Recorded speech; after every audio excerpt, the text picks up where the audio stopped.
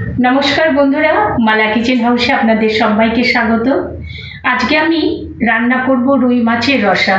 রুই মাছের অনেক রেসিপি দিয়েছি, আজকে রসা করব এবং মাংসর সাথে করব।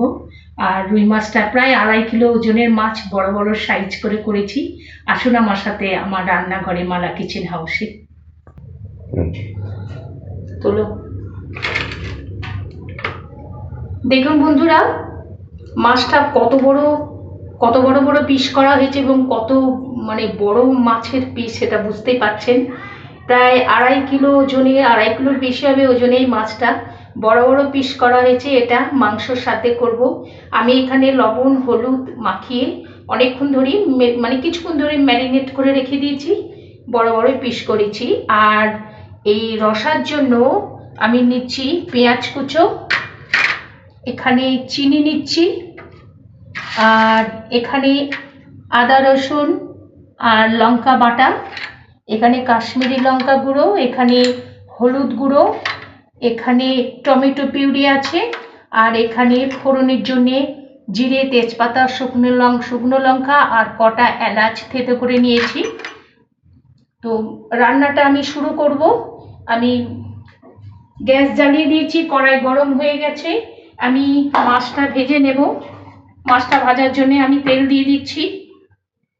একটু বেশি তেল লাগবে বন্ধুরা, কারণ বড় সাইজের মাছ তো, পাকা মাছ, একটু ভালো করেই ভাজতে হবে। আর এই তেলের ওপর আমি একটু লবণ দিয়ে দিলাম, ছোট চামচের 1 চামচ লবণ দিলাম। এই কারণে মাছটা ভাজতে সুবিধে হবে, মাছটা তলা লেগে যাবে না, ধরে যাবে না, ভাজতে সুবিধা হবে, সেই জন্য আমি একটু লবণ দিয়ে দিলাম।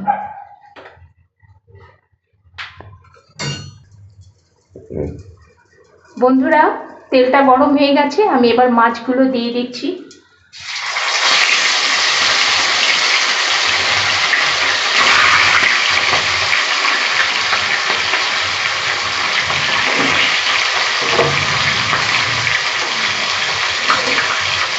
মাছটা ততক্ষণ ভাজা হোক। মাছটা 1 পিঠ ভাজা হয়ে গেছে, আমি মাছটা উল্টে দিচ্ছি।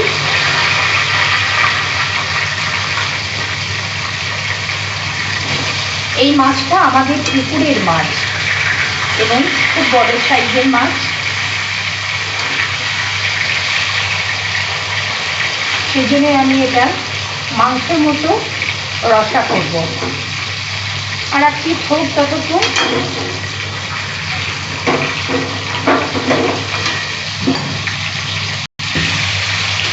বন্ধুরা, মাছটা আমার ভাজা হয়ে গেছে, এবার আমি মাছটা তুলে নিচ্ছি।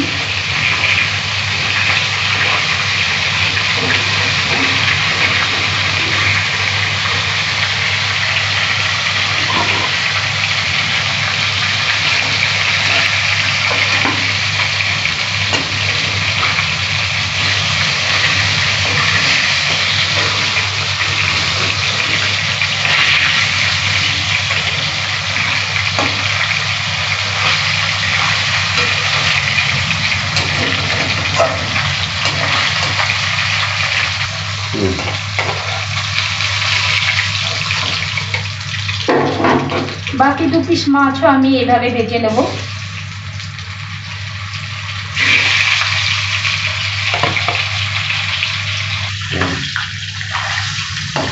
এই 2 পিস মাছও আমার ভাজা হয়ে গেছে, মাছগুলো আমি এবার তুলে দিচ্ছি।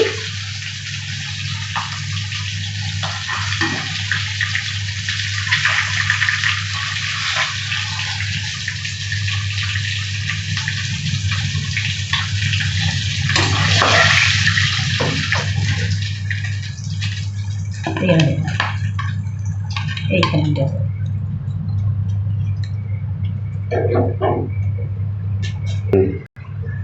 এবার রান্নাটা করার জন্য আমি এখানে তেজপাতা, এলাচ, জিরে আর শুকনো লঙ্কা ফোড়নটা দিয়ে দিলাম।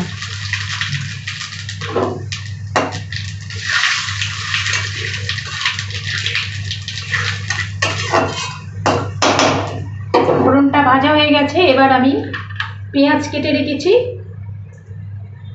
পেঁয়াজটা দিয়ে দিচ্ছি।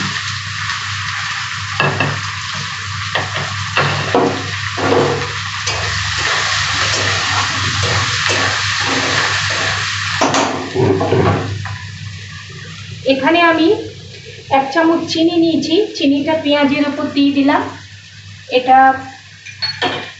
পেঁয়াজটা ভাজতে সুবিধা হবে, মানে চিনিটা ক্যারামেল হবে, পেঁয়াজটা ব্রাউন কালার ভাজা হবে, আর এই মাছের রসার স্বাদটাও ব্যালেন্স রাখবে। যার জন্য আমি এখানে চিনি দিলাম, তাড়াতাড়ি এটা মানে ব্রাউন কালার এসে যাবে পেঁয়াজের।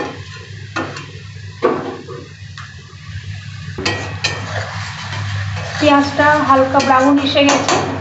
এবার আমি এখানে মশলা বেটে রেখেছি, আদা রসুন আর শুকনো লঙ্কা, এটা আমি দিয়ে দিচ্ছি।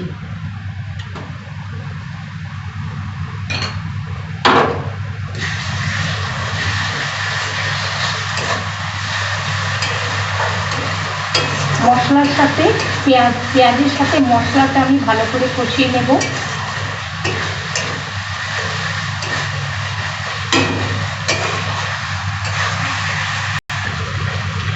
এখানে আমি টমেটো পিউরি নিয়েছি, টমেটোটা আমি দিয়ে দেব।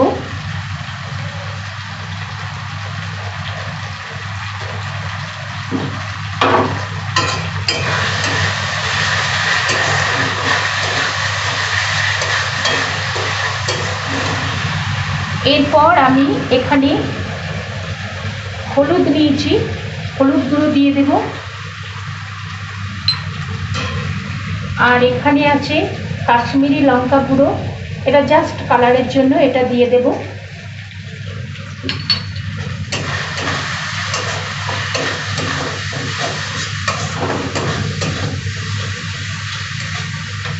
এখানে মশলা বাটা মানে মশলা বাটার একটু জল আছে, এই জলটা আমি একটু অল্প দিচ্ছি, মশলাটা নালে ধরে যাবে।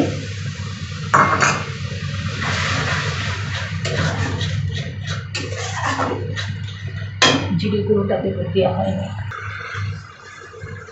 এখানে 1 চামচ জিরে গুঁড়ো আছে, তখন জিরে গুঁড়োটা দেখানো হয়নি, এই জিরে গুঁড়োটা আমি দিয়ে দিচ্ছি।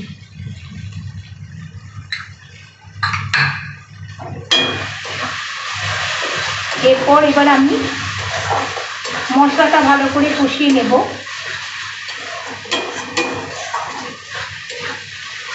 মশলা থেকে তেল ছাড়তে শুরু করলে তারপর আমি একটু জল দেব।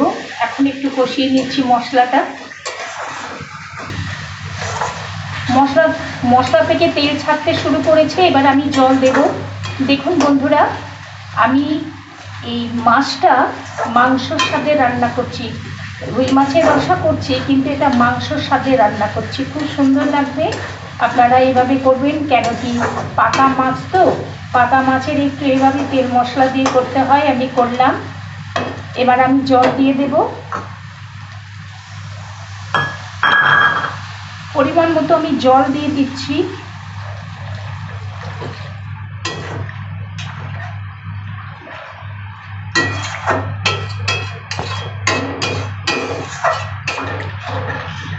এবার গ্রেভিটা ফুটে উঠলে তারপর আমি মাছ দেব। এবার আমি 1 চামচ লবণ দিয়ে দিচ্ছি। গ্রেভিটা ফুটে গেছে, এবার আমি মাছগুলো দিয়ে দেব।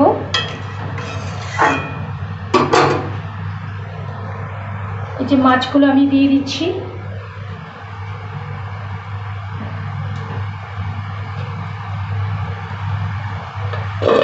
একটু গ্রেভি রাখবো, সেই জন্য মাছগুলো এখন দিয়ে দিলাম।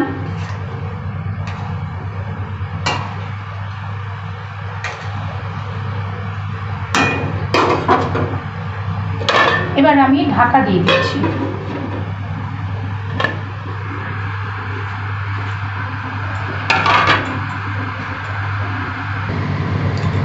ঢাকাটা খুলে দেখি কত দূর হলো। গ্রেভিটা খুব সুন্দর ফুটে গেছে, মাছটা অলমোস্ট হয়ে গেছে। এবার আমি একটু শাহি গরম মশলা দিয়ে দেব। এখানে 1 চামচ মতো শাহি গরম মশলা আছে, আমি এটা দিয়ে দিলাম।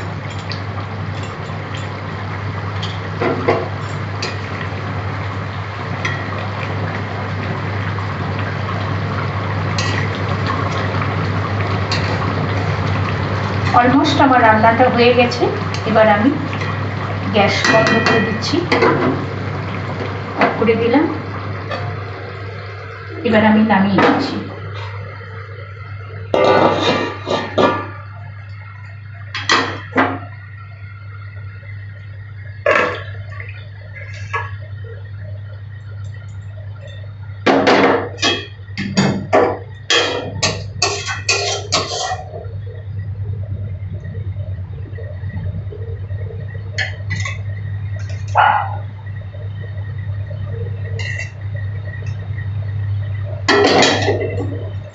এটা একটা তুলুন।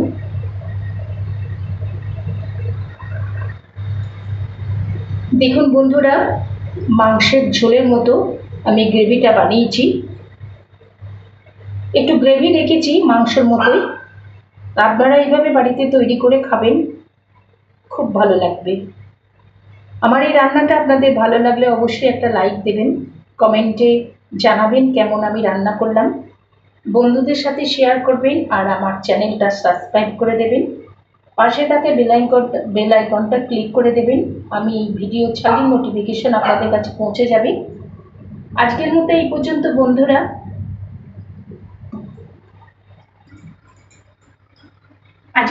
পর্যন্ত বন্ধুরা। আবার অন্যদিন নতুন কোনো রেসিপি নিয়ে হাজির হব। ভালো থাকবেন, সুস্থ থাকবেন। ধন্যবাদ।